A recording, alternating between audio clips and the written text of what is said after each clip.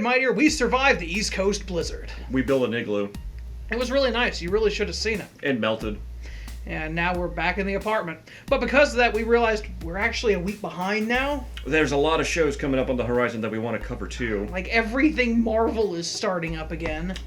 New season of Daredevil, new season of Agent Carter, and then Venture Brothers is coming back. What? Not to mention new shows that we've just been clued into that we found while we were in the frozen abyss. Not much to do when you're frozen in. That's true enough. But we don't want to skip out on the end of our Star Wars bit. So we're going to destroy this Huffington Post article as fast as we possibly can. Strap in. Let's get to it. Alright kids, start the timer. Oh god. Number 11! So, Kylo Ren is the head of the Knights of Ren, but there's no other Knights of Ren in the whole movie. They were in the flashback, and besides, it's called foreshadowing. Remember what Leia said back in episode 4? Many Bothans died to bring us this information. Yeah, how many Bothans are actually in this series? You don't see them. They're weird cat people. Google them. Number 12! Captain Phasma is supposed to be a big deal character in The Force Awakens, and yet she commands, a whole bunch of really bad stormtroopers and is all wishy-washy, according to this guy. Yeah, except that her stormtroopers massacre an entire village and disable Poe Dameron's X-Wing in the very first scenes of the film. Beyond that, oh my god, so when she's surrounded by an army of people, she can issue attack orders, but when she's outgunned, she chooses to pick her battles? Yeah, that's inconceivable. It's almost like characters have depth and have to think about their actions. Not to mention, I want to live for the sequel. Number 13! Really? There was no previous Order Finn had ever refused to execute? Was the slaughter in Jakku really the first naughty thing that the First Order had ever required of him?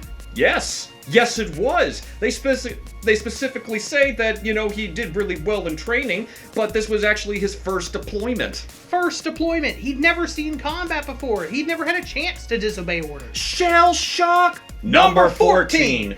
Finn is an ex-janitor who goes AWOL for a stormtrooper force numbering in the tens of thousands, yet he's absolutely convinced, despite being someone of no importance whatsoever to the First Order, that he will be chased across the galaxy for having defected. Yeah, does that sound unbelievable? Hello, that's how defectors work. You defect from your military, you get hunted down. There are agencies for that, even in our own military. And now we're talking about dealing with space Nazis having the same sort of control. Of course they're gonna hunt down and execute the traitors. They have to if they're gonna maintain control. Number 15. Let's be clear. Han's son joins the First Order. Luke's attempts to train new Jedis goes horribly wrong, and both men respond to these setbacks by abandoning the Resistance to be slaughtered by the First Order. It's called dealing with grief when all of your Padawans get slaughtered by one of your other students, and then also losing a son is kind of a big deal. So what if you need to go away for a few years and then come back and then start rambling a whole bunch of battalions in revenge? Yeah, but other than that, they're just old. These guys are old. No one's going to begrudge them for taking their grief and leaving. No one expected Obi-Wan to come in and fight. He did so valiantly, but no one's going to look down on him because he didn't. They blew up 2 Death Stars and took out 2 Sith Lords. I think they're allowed some bereavement to take care of their stuff and then come back when they're ready. Absolutely. Absolutely. Number 16. By the end of the movie, the impression is left that every single First Order soldier is dead besides Supreme Leader Snoke, General Hux, and Kylo Ren. Yeah, absolutely, because they left every one of their military bases completely undefended. All their ships, all their prisons, all of their other battalion bases, all the other planets, not to mention Snoke himself. Oh yeah, no way that guy has any bodyguards or anything sticking out with him. Of course there's people at other bases. Do you really think all of their troops are gathered there on the courtyard to watch Starkiller Base go off for the first time? That's idiotic! They have 2 Death Star experiences to go through to say, hey, we should probably not put all of our eggs in one basket, guys. Even if that basket is a giant ironclad death moon. That blows up 3 planets. Number 17. Why does General Hux need to gather all of his troops just to tell them he's about to press a button and destroy the entire Galactic Republic? Well, one, he doesn't, because there's no way to imply that all of his troops are there. And so, there's really no basis for that claim outside of just the swooping aerial shots. Yeah, but swooping aerial shots be damned. You think that's all the troops that the First Order has to its name? That doesn't make any sense. If that was everybody that was there, there's no way that they would be able to impose such a threat as they do to the Galactic Republic. Really think about this. If you treat them like an actual military platoon, Yeah, there are all sorts of times when they, do speeches to get the morale troops up and the... Yeah, absolutely. But basically, prove that all the troops were there on Starkiller Base, or just abandon this claim, because that's just stupid. Right. Number 18. How pissy is it of Luke to abandon the Resistance and then leave an obnoxiously coy tray of breadcrumbs to sort up but not really help find him at some unspecified time? Lord knows, heaven forbid that any character in the Star Wars universe grieves. Beyond that, it's not like we have a precedent for old Grandmaster Jedis to go sit out on the edge of the rim and not take part in the conflict. Obi-Wan? Yoda? Are you kidding me? This is what old Jedi do. They go and they sit out there and they wait for students to be guided by the Force to them. It's like the entire foundation of the series. Number 19. Why wasn't the Resistance able to access R2-D2's data archives at any point over the course of the many years Luke was gone?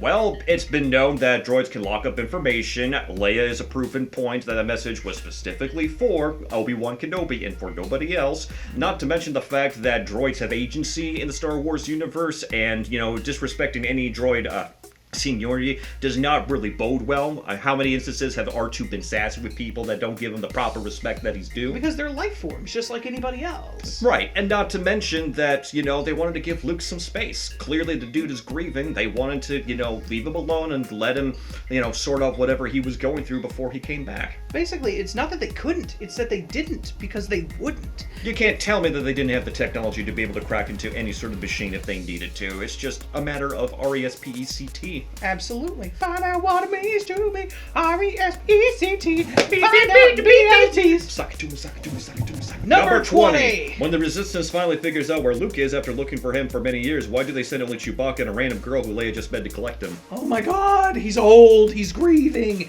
He's not required to take part in this conflict. He's trying to live out on the edge of things. Sure, Leia volunteers, but they aren't going to hunt him down, rope him in, drag him back, and make him blow up another Death Star. Why would anyone think that should be the modus operandi of Leia and Han at this point? It's so stupid. They're leaving an old man to his grief. Not to mention, he's their friend. You don't send out an entire army battalion to go retrieve your friend who decided to take a walk just because he needed the spaceman. Did they hunt down and throw a Pokeball at Yoda? Did they fire a net at old Ben Kenobi? No! They let them do their thing because they're Jedi Masters and you don't screw with them! Plus, they respect them as just individuals, man. Regardless of, how crazy things are, you let people take care of their stuff before you even think about approaching them with otherworldly things. I completely agree. It's just so frustrating. I'm not even going to acknowledge that point from here on. Number 21. Well, Kylo Ren has such a Force-enabled sense of where his father is in the galaxy. When his father lands on Starkiller Base, Ren immediately exclaimed to himself, "Solo." And yet a few minutes later, he can't even find him and he's walking in the wrong direction. Vader did this to Obi-Wan in A New Hope. I mean, he knew that he was there, but he couldn't, approximate GPS coordinates of where he was. The Force is not a radar. It's not an immediately heat-seeking missile. It's just a general mood. Right, you can feel that people are in the area, but you can't say, oh, they're 3 blocks down, they're inside the bathroom, they're taking a Force dump. No, it doesn't work like that. It's not a smartphone, people. Number 22. How lame is Han's attempt to convert his son? Han knows Ren Ben has just participated in the genocide of literally billions of people on multiple planets and moons, and he basically says to him, hey, this just isn't you, buddy. Of course his son kills him. What else was going to happen? Whether it be cults or fascist tyrannical governments, people have to deal with people with empathy. You can't expect them to deal with them any other way. If you find someone who's in a bad way, you have to connect with them on an emotional level. What is he supposed to do? Rope his son and take him home? Sith Lord versus the smuggler? Yeah, because Lord knows he fared so well against Vader. But beyond that, what did you expect him to do? What else could he be expected to do? It's his son. Yeah, man, when you deal with your son and you are dealing with a kid who's in a bad way, all you can do is reach out to him. Plus, I mean, isn't this a basic process behind interventions? Yeah, because interventions are so lame. Why would we even try those, right? Number 23. Why do Rey and Finn just stand by watching as Kylo Ren murders Han? Because you don't fire into peace talks. When you got your boys and you're talking to your other boys, and they're sitting there and they're about to have, these heated exchange and they're trying to negotiate turf, you don't just, pull out your gun and start shooting at the next guy when you have an opportunity. That's disingenuous, and that doesn't get anywhere as far as peace talks go. Right. Even if they're looking at the Lord of the Sith currently, kind of, versus Han Solo, if they're approaching each other with weapons down and talking about things mano a mano, you just don't shoot into that. Number 24! Rey says the Millennium Falcon is garbage and hasn't been flown in many years, and yet she's able to fly it perfectly within the first 10 minutes. Yes, she is able to fly it, but for how long? The thing breaks down within 10 minutes of flight. They have to spend entire scenes fixing the damn thing. And beyond that, the Falcon was garbage way before this movie started. Remember when Luke said, "What a piece of junk." That was A New Hope, and the Falcon was garbage. It's always been garbage. It'll always be garbage. It's just the best garbage. Everyone's favorite garbage. Everyone's favorite garbage. Number 25. Why does Plot offer Rey 250 times her usual pay for BB-8? Then, when she says no, simply tell some of his heavies just to steal it. Because you don't do that to a good paying customer when they're offering you tons of supplies day in and day out. You don't jack up the price because that kills all the other customer bases that you build up with everybody else. Not to mention the fact that when you're shopping in line for, a nice deal at Walmart, and then all of a sudden the teller says, "Hey everybody, steal this guy's TV," and then everybody just, dog piles him, because it's Black Friday after Thanksgiving. You're gonna lose a lot of customers that way. Despite that, he wants diplomatic relations with Rey. She's one of his best suppliers of junk. So because of that, he doesn't want to steal if he doesn't have to.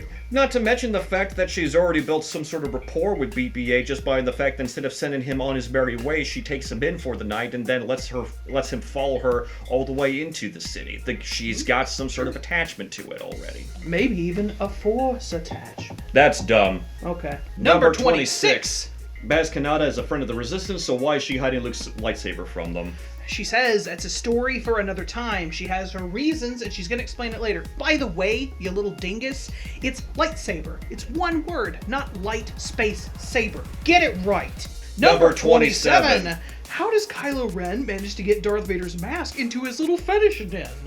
Oh, I don't know, maybe the fact that he's my uncle that I was training at his Jedi temple, and then all of a sudden I decided to go AWOL and convert all of his Padawans over to my side, and then slay the ones that didn't, and then I raid his temple for all the stuff, and then I steal Grandpa's ashes because Grandpa is so cool. Yeah, this is the easiest theft ever. He's got an army of knights, and he's at the place where it obviously is. This isn't hard! If you know where your dad's gun is, he can find out where the helmet is. He probably even had it on display. Number 28. How does Finn find Rey settlement, given that the film makes it clear that all Finn can see after his TIE fighter crashes is endless dunes in every direction? He wanders, nearly dies, sees it from a high place. Duh. Moving on. Number 29. Who trained Rey to fight with a staff as effectively as she does? She did. The experience of living on a desert planet surrounded by people that are wanting to kill you dead. D-E-E-D. Dead. Abso-frickin-lutely. Jesus. Number 30. If Finn is such a good guy that he would try to save Rey the moment he saw she was in distress, doesn't it further call into question just how in the world the order to kill civilians at Jakku was the first time he'd ever qualms about doing something the First Order had asked him to do? No, we're talking the execution of live families of innocent civilians versus a bunch of training exercises. This is an easy distinction to make. Not to mention, propaganda is a hell of a drug. You get out into the field and you see how the life really is, everything changes. Number 31. Given all that Poe knows about Finn is that he's a First Order defector, why does he seem happy to see Finn just after, and perhaps as, BB tells him Finn is alive? When your life gets saved, you don't play hard to get. Suddenly, it's like, oh, dude, you're my broski for life. And then when you see said broski walking up, you're like, hey, broski. And they're like, dude, broski. And then you broski hug it out. And then all of a sudden, it's like, dude, bro. Let me nibble on your ear. Bro. Number 32. Kylo Ren takes his mask off pretty readily and in pretty mixed company for someone determined to wear super uncomfortable headgear perpetually. Who said he wore headgear perpetually? That doesn't make any sense. Back it up with some dialogue or shut the hell up. Moving on. Number 33. Why does Kylo Ren assign just a single stormtrooper to guard Rey? You know what? Decent point, too. Would have solved all the problems. Yeah. Number 34. How do the Ranthars on Han's freighter get loose? Are you fucking kidding me? Yeah, this is a main plot point. She screws up the fuses underneath the thing and it lets the guys out. This is a plot point. It happens in the film. Must have been in the bathroom. Shh, we're typing up this direct. Number 35. Why do the Ranthars immediately kill every human they encounter except Finn, who is randomly dragged off just long enough to be rescued? By that point, they had eaten all the other people on the ship, and who knows, animalistic behavior dragged them off to save them for leftovers. Number 36! Okay, TLDR, why are there so many stormtroopers as humans? Oh, well, I mean, basically, for the same reason that you see so many astronauts that are of similar build and size and height. Common gear is cheap to make, and beyond that, they want certain things so that everyone is uniform, and humans are the most common in the entire Star Wars galaxy. Not to mention, the Empire was notoriously racist against other alien species. Number 37! If basically everyone in the galaxy knows the Force is a myth, for instance, every single stormtrooper in the First Order who's seen Kylo Ren use it or heard hell of him use it, every single person in the Resistance who knows the Resistance is looking for Luke Skywalker, every single person in the Republic, which was established by the heroism of the Jedis, how is the existence of the Force a total shock to Rey? Because she's been abandoned on a desert planet since she was an early child. You forget. When she sees the color green, it's a surprise to her. Not to mention the fact that, yeah, the Sith are in total secrecy, because guess what? They didn't want all these Jedi wandering around and saying, like, here's the Force in this, here's the Force in that. Even in Episode 4, there are major generals in the Empire that saying that Darth Vader is just practicing some sort of hokey religion. Number 38! Is Supreme Leader Snoke actually a giant? Jebs, probably not. Remember, the Emperor used big holograms too in the first trilogy. So, no, he's probably just using the same technology. Why would you assume that? It's not Shingeki no Kyojin. But if he was a giant that used the powers of the Force, that'd be pretty cool. Well, sure, why not? Would you have a giant lightsaber, or would you just use the normal size one? Number 39! Why would the First Order spend untold quadrillions of insert unit of money here? It's galactic credits, get it right, to build Starkiller Base when a similar concept of design plan had twice before been destroyed with minimal difficulty by the rebels? It wasn't minimal difficulty. People died trying to, get the plans for this thing, and then on the actual assault, they could have easily been wiped out with just, a couple of blasts if everything didn't go exactly according to plan. And beyond that, you don't just abandon a weapon at the alpha phase. So the first gun doesn't work. Do you just say, oh, well, I guess it's not meant to be? Or do you take your plans, refine them, and build a Mark II? And that's exactly what they did. They even built Mark III. That was arguably even better than Mark I and Mark II. And Mark II wasn't even completed. Yeah, absolutely. So, yeah. Why'd they do it? I don't know. That's kind of how war works. Number 40! Is there any other film franchise in the history of cinema that would be permitted by its fans and by critics to recycle so many plot points? What about Terminator? What about every Disney film? Or what about every slasher film? We know the formulas for these kinds of things. It's just sort of the way things go. But beyond that, they're revisiting a franchise that hasn't had movies in a decade, and they're having to establish an entirely new cast of characters. When you establish a new cast of characters, it's smart to use a simple plot, especially one that harkens back into the glory days of previous works.